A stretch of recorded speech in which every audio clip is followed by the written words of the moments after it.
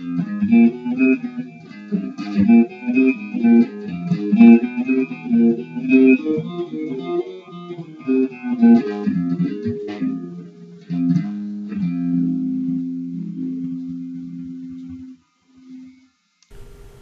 there, and welcome to the Paula Fiscal Show. My show airs on Sundays at 3 o'clock p.m. on Channel 29. All the shows are also uploaded to YouTube. If you have a topic or a question you'd like to ask any of our guests, you can reach me at paulafiscalshow@gmail.com. I also have a Twitter handle, Paula Fiscal TV, and Instagram, the same name. So for today, we're going to have a very, very special event, and we're calling it the Caribbean Night because we have with us a special guest by the name of Chef Sharon Lee. For those of you that are regulars of the show, you know that Chef Lee is also a regular. She brings in some of her latest inventions, some of her best foods that she has in her catering company. And she also has the Verlaine Iris Culinary Academy, where she teaches young people how to prepare and eat, of course, and how to analyze the nutritional values of the foods. So we want to welcome Chef Sharon Lee. Good afternoon. It's a pleasure to once again be here with Ms. Paula Fiscal on the Fiscal Show. I am featuring the Caribbean cuisine that I have prepared for this show today. And you want to talk a little bit also about your background and what makes you special, like your New Orleans background and with John Bash, and I know you worked at the Moscone Center, and there's a few other interesting facts. Why don't you share with our viewers some of those?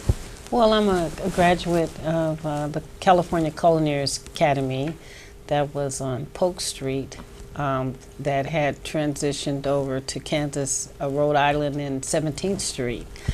I started school back in 2004. I graduated with a class of 500.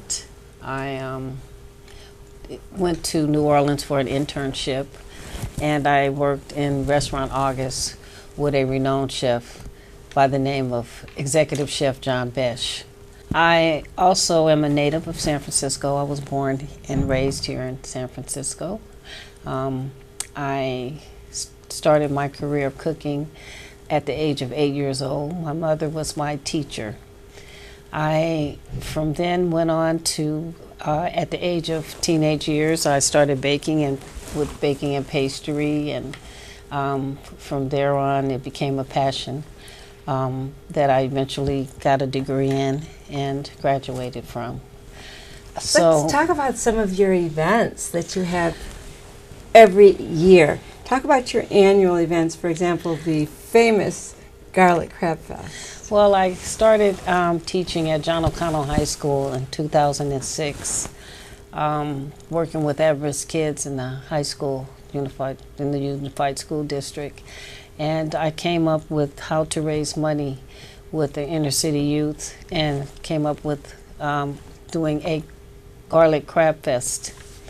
So I currently have annually continued to do the Crab Fest, and now it's once a year we can get together and have a hot garlic crab. And how about the Shaka Zulu ball that you just recently held in the Green Room on Van Ness in San Francisco?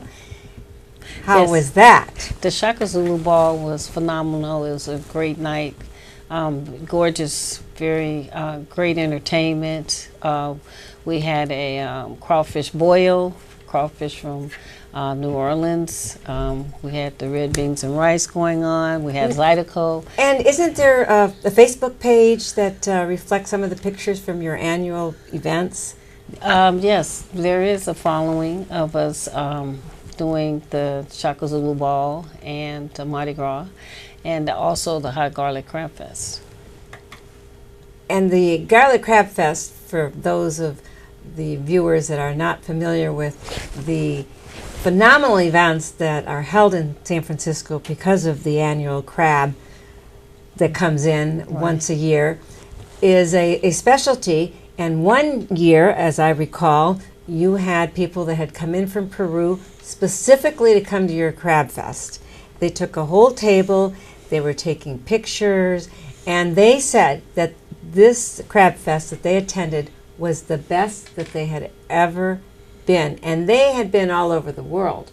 So do you want to share with our viewers a bit about how you go through preparing the crab real quickly before we go into our Caribbean menu for today?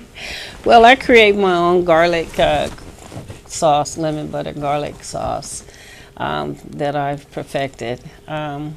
Let's not be modest now. You have more than perfected it. I think you should probably bottle it and sell it, because that's what makes the crab stand out. Yes. And my sister-in-law, Siobhan, by the way, also said to give you her regards, because that was the best crab she had ever eaten in her life. Oh, thanks so much. So we know that you are an excellent chef, and I know that you have some other events coming up, but for your annual events, you're also focusing in on the Verlaine Culinary Academy. Maybe you can talk a little bit about that. The Verlaine Culinary Academy is named after my mom that passed a couple of years ago, that I promised that I would teach thousands of children how to learn the basic fundamentals of culinary arts and teach them the skill that we all need. The program is a program based for ages from 6 to 17 years of age, elementary, middle school, high school levels. And it's a pathway for kids that want to become chefs later on in their life as a career. And also just the basic fundamentals of a life skill that they can learn how to cook and know the difference of what nutritional eating and healthy food is. And at a reasonable price, Right, correct? Exactly, correct. Because you show young people how to prepare the foods and also how to select them. For example, the difference between a red pepper, a green pepper, and what the values are, or is it the green beans that are most important, because we're trying to segue into the Caribbean food here. That's true. And so let's go right into talking about your Caribbean menu here. We'll start with the pineapples, right? Right. Well, the pineapples are part of how they integrate fresh fruits into some of their cooking. They grill their vegetables, and bring up the flavor. The mango is another, which we have as part of our setup here. The mango. The mango, they use that too. That's a little one. I understand that there's 100 different varieties of mangoes. They do have various different sizes and shapes, but they use that too in part of their cooking and for part of their dishes as far as culturally. They also do goat and curry and other various things that they cook with as well to prepare their various meals. But today we have mixed vegetables that I have integrated here with some string beans, diced carrots, and some white corn, and some peas. We have also some jerk chicken, which I make my own jerk sauce. Okay, let's hear a little bit more about the jerk chicken and get a few of the secret ingredients. Okay, so the jerk chicken is prepared with a peanut oil, and it has fresh herbs in it, thyme. We have habaneros.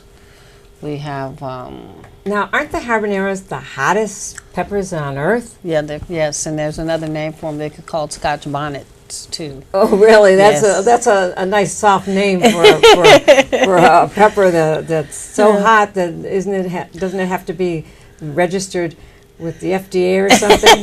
No. Because it's so hot? It has so much heat to it. It certainly does. So how much habanero do you really put into the chicken? Well, it's made actually with the sauce. Oh, the sauce. It's Okay, so in first the you make sauce. a habanero sauce, and No, then this habanero sauce this habaneros is integrated into making the jerk sauce. Oh, okay, Okay. I see. And you use fresh cilantro, fresh ginger Right. to incorporate this and it's blended to a fine puree.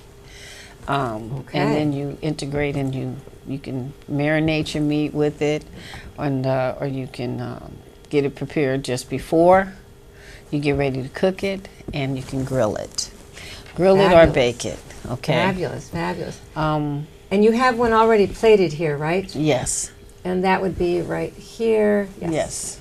Yes. And when you plate a menu such as this, how do you decide if it's going to be rice, or if it's going to be a potato, or if it's going to be greens, or is that all up to the customer or the client?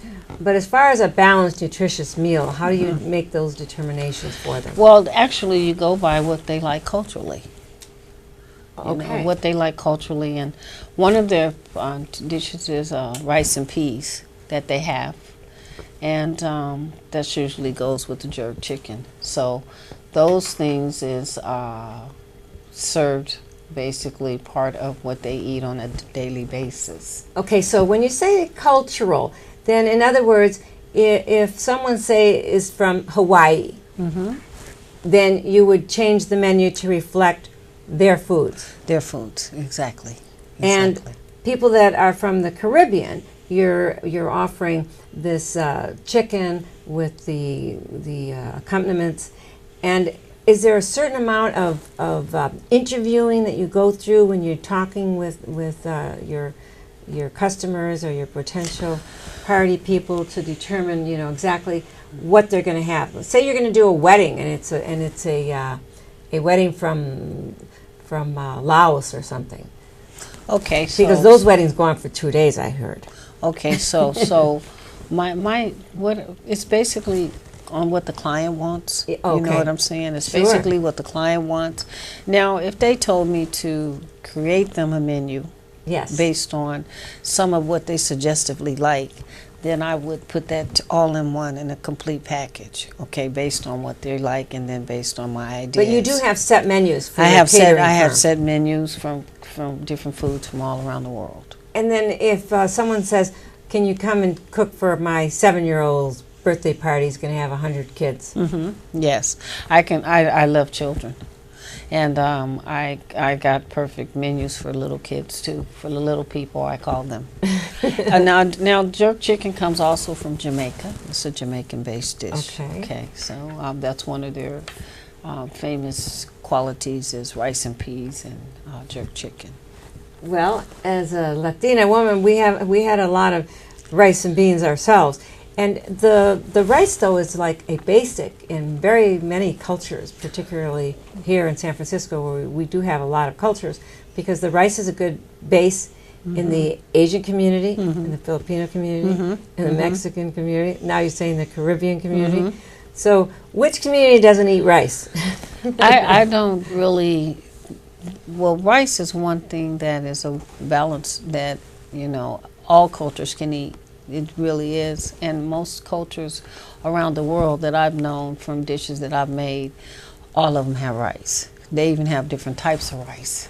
Oh, that's right. There They are have a lot of different types of basmati rice. They have red rice, Indian rice. I've cooked. Yeah, they have jasmine rice. They have good rice. all different types of rice that goes. So with what kind cultural. did you use today?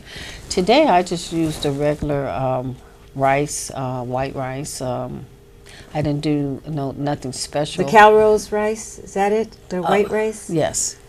I just used the basic rice for this dish. It didn't call for any other type of a rice. But it has a tone to it. Is it the herbs? No, it's not the herbs. This rice, the rice is made with coconut milk and a black-eyed pea. So what happens is that once you start integrating and mixing them, the color comes from the black-eyed peas. Now, the trend right now is that everything's organic. Right. And then when we go to the stores and we're looking at the chickens and you see an organic chicken and it's about this size small and they want $20 for it. Right. So would you say that the advantages of using organic chicken is a matter of personal preference, or is it really healthier? Well, the thing with organic any chicken is that most of the chickens are grain-fed. Okay. Okay. So they're not steroid based. They're free. They walk around. They're not caged. They're not caged. Right. Caged up, and fed every day the same dosage of food with steroids or anything to get bigger. So you think there's anything to be said about when they are raising the chickens and they're in a little cage versus the free-range chickens? So are those going to taste better? Are they going to taste different? Well, they're going to taste different. Will they behave differently once we consume them? Mm-hmm. They know they taste different because one is raised to grow fast, mature fast. The other ones grow at the same pace they always grow, every day, So after 6 weeks, 12, 13 weeks. But talk about the nutritional value. Is there really any credence to a chicken that's mass-produced versus an organic chicken? Is there a big difference in taste? Taste. But is there a nutritional value difference? Oh, yes. It's leaner. It's leaner. So it's less fat. It's less fat, right. And so it won't raise your cholesterol, and it'll. It's leaner. It's a better quality, of meat, because of the fact of the way it was raised. Leaner and a better quality. Yes. But I also find that some of the organic chickens, number one, they don't have any salt added, right? No. They don't have any water added, right? No. So you really have to concentrate on which herbs you're going to use for the flavoring. Right. Because it doesn't taste like a salty chicken, so to speak, right? Right. So what kind of herbs would you recommend that we use for the chickens then, that we buy that are organic from the store, that are supposed to be healthier for us, and we're going to get leaner, we're going to lose weight just by eating organic chickens? Okay. So I would use rosemary. I would use thyme, tarragon, if you want a herb base, I would chop up rosemary or thyme, tarragon, and base it with the olive oil, you know what I mean? Use sea salt. Sea salt. Is sea salt, now that's another area. There's probably 100 different types of salts too. There is pink. So there's all different kinds. Salt comes from all around the world. From the Himalayas, different colors. And different colors. Mm-hmm. So we want to use a sea salt or basic white sea salt. White sea salt. Mm-hmm. Unless you are more experienced at using other different types of salt, for different flavors, they do different things. You know what I mean? They're different than the bath salts now. Oh, for sure. For sure.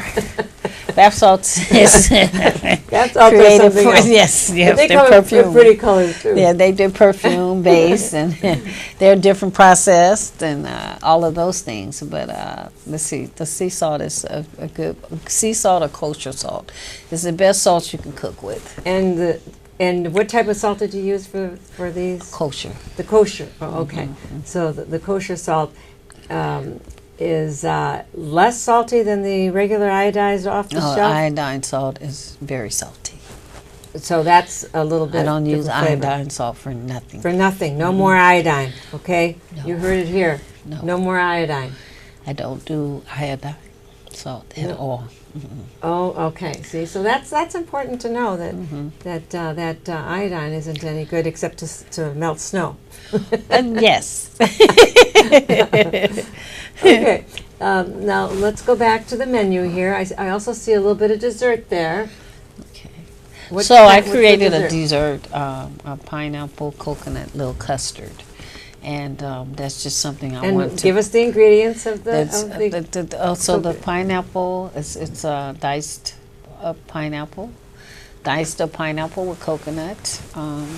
It has a little egg, yolk base, and a little sugar and a little butter. So is it like a coconut creme brulee consistency or custard consistency, or how is it? Yeah, but it's a little bit more of a rougher texture than a creme brulee. Because of the coconut? Because of the coconut. Aha. Now, is that the coconut from a package? It's already ground? I mean, we're not talking fresh coconut here. No. And not the shaved coconut that you use flaky coconut. is flaky coconut, and is it already? It's not sweetened, or it is sweetened? I get it kind of like sweetened because of the tartness of the pineapple. Ah, okay. So, So the the combination tartness of of the the flavors. pineapple and then the sweetened already coconut, you know, it works out really well. And you have to use less sugar if you do sweetened And that would be coconut. That would be good for those of us that need to use less sugar. True. So the desserts that you combine then with, say, chicken, is that always a specialty item also that complements the Caribbean menu? Yes, it does. And another thing that's good to also have with the jerk chicken is the mango and the pineapples on the side. You know, Okay, grilled. as a garnish. As a Grilled. garnish, yeah. Oh, You can okay. have that. You know, the sweetness with the little spicy jerk chicken could have a little heat to it. So the little fresh fruits, you know, tone it down, calm it down, easier to eat, good to the palate, cleans the palate as well. And I noticed there isn't any bread. Is bread normally served with Caribbean food or not? Is Yes, there it's a specialty bread they make called roti. Oh, roti. Roti, and it's a dough that they make like little flat little cakes, and they have that. Like the, what is that called in the... Like a flat bread, like a the little Indian food? little flat bread. Right, like the flat this. bread. Yes, a little dough that's baked and browned. They call it roti. That can be served with this as well. Fabulous, fabulous.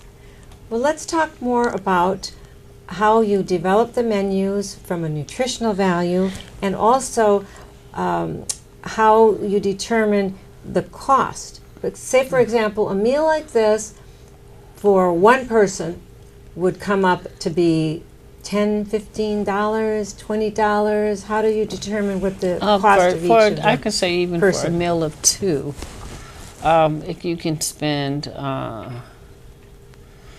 There's a difference from buying packaged food opposed to buying food from the butcher. Yes, yes. Because when yes. you go into the butcher, you can say, I want 2 pieces. That's right. Okay.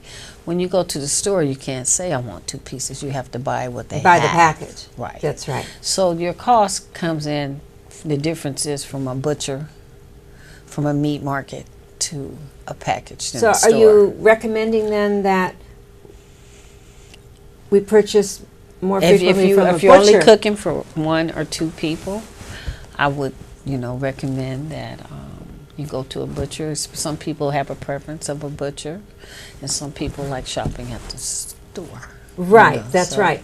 And in some of the stores for just 2 or 3 or a small number of people, they have these big packages. So is it worthwhile to split up the packages and then maybe freeze some of the food for a couple meals, or does that devalue the nutrition?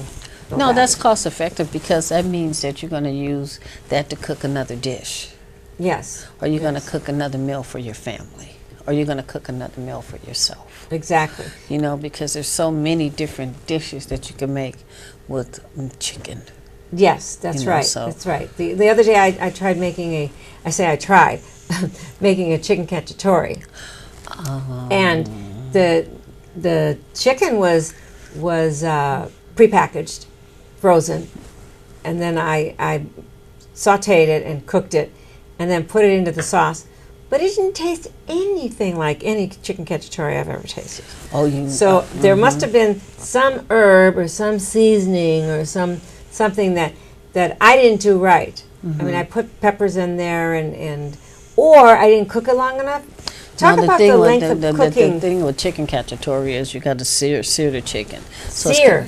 It's like brown the chicken I should have first. browned the chicken first. And stuff like that, and get it into where it's caramelized on the meat, and get some of those flavors locked in and stuff like that before you do it. I see. And Okay. another thing about chicken cacciatore is that you sometimes want to use a stewing chicken. Oh, a different kind of chicken for the chicken cacciatore. Right. Like chicken and dumplings is usually a stewing chicken or something that can take intense boiling. Oh, I for a see. long-term cooking. Because the chicken also got a little shredded. That's what I'm saying. Yeah, you have to get like a stewing chicken or something of that nature. You know, a different type for that. Right. And then it can handle the long duration of cooking without falling off of the bowl. Yeah, I cooked it for about an hour and a half, and I said, I'm doing something wrong. I'm going to have to get the chef to give me some tips. Yeah, oh no, I'd be glad to. Call me. I love chicken cacciatore. And then I thought, well, the chicken didn't really work in there. Maybe I'll just dish it all out and get some shrimp and throw it in. Oh yeah, that would have been fabulous. Because shrimp is one of my favorites, of course. Oh, okay. We have to say that. I'll eat shrimp anyway. 1,001 ways of making shrimp. So let's go back to our Caribbean festival that we have here. Okay.